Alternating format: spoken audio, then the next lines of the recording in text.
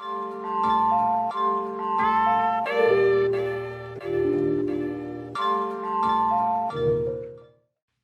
me start by asking you a few questions.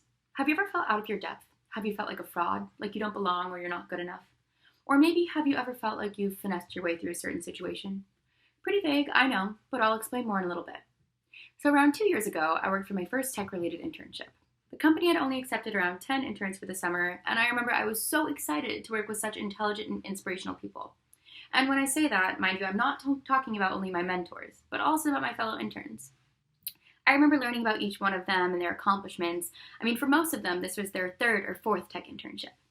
Over half of them had begun coding when they were kids. I, on the other hand, decided to just try it out on a whim during a quarter-life crisis in college. It turns out I absolutely loved it. Don't get me wrong, I still do, but I've definitely hit some roadblocks that I didn't expect to along the way. One of the biggest ones was my experience with imposter syndrome. Now, if you've ever taken some sort of coding or computer science class in your life, I'm sure you've participated in some kind of group project or assignment, and if so, then have you ever felt like everyone within your group, they just all somehow seemed smarter than you? Or maybe you felt like your contributions or your presence was insignificant because they didn't need you? Because I have. Sometimes it seemed like everyone around me was sort of just asking each other for questions or for help, but nobody seemed to ask me. And when I would answer one of these questions correctly, it almost seemed like they were surprised that I did. While it is self-deprecating to say the least, I couldn't help but wonder whether it's because they think I'm less experienced or maybe because I'm a female in a world of male coders. Not only does imposter syndrome dominate a lot of overall members of the tech community, but it also greatly affects almost all female computer scientists. Because we make up a significantly smaller percentage of members, it is essentially inevitable to eliminate all, if not much, of the gender discrimination and implicit biases that will lead to imposter syndrome within females in tech. For background, the distribution of electrical engineering and CS students at UC Berkeley is made up of 29.9% females, leaving 70.1% to be males in 2020. Fast forward a few age groups, and the gender distribution of overall employees that work within tech contains 60% males, leaving 40% as females. But let's narrow the scope a little bit and center just on the distribution of software engineers worldwide in 2020. Women only make up 8%, leaving 92% to be made up by men and non-binary workers. Why is that? Well, there exists a gender stereotype that dictates that men are superior to women, hence why women are underrepresented in the tech community. More specifically, men are considered to be better coders, more technically apt, and overall just smarter than women. Being a female within this community, I myself have already experienced a great deal of gender discrimination and early onset imposter syndrome. So what is it? Well, it's the psychological pattern in which an individual doubts their skills, talents, accomplishments, and has a persistent internalized fear of being exposed as a fraud.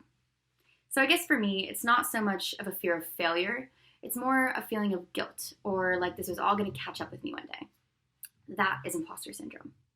So flashback 2 years ago, I'm back on my internship for this company. I distinctly remember one day, it was only a few weeks in, feeling so defeated because I simply could not figure out how to approach this one problem.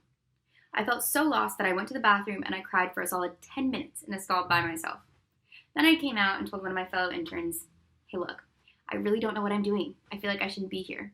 So she turned to me and she said, "Honestly, same."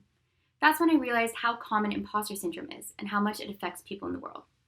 Now that I've told you my piece, I want to share with you how I've dealt with imposter syndrome and how you can too. Number one, don't be afraid to talk about it. Many people suffering are way too afraid to admit it because what if your fears become validated? But knowing that others feel this way too can help. You'd be surprised by how many of your peers and even mentors suffer from imposter syndrome. Even just knowing that there's a term or definition for your feelings can be a huge relief and allow you to combat imposter syndrome through positive feedback, self-awareness, and understanding. 2, understand that feelings uncertain or unworthy doesn't just go away with success. In my own case, I almost felt like the opposite was more true. However, it's important to not let that get in the way of you pursuing new things, taking more risks, and reaching out to achieve your goals, even if you don't necessarily believe that you might not be deserving. 3, learn from every experience. Take those failures, your moments of ignorance, turn them into learning experiences. Instead of feeling sorry, defeated, and wondering what to do next, channel that disappointment and guilt and turn it into something positive, a learning experience. Reassure yourself that it's fine to feel like this, so long as you understand why and you choose to turn those failures into something positive. And 4, introspectively understand that you are capable. Believe in yourself.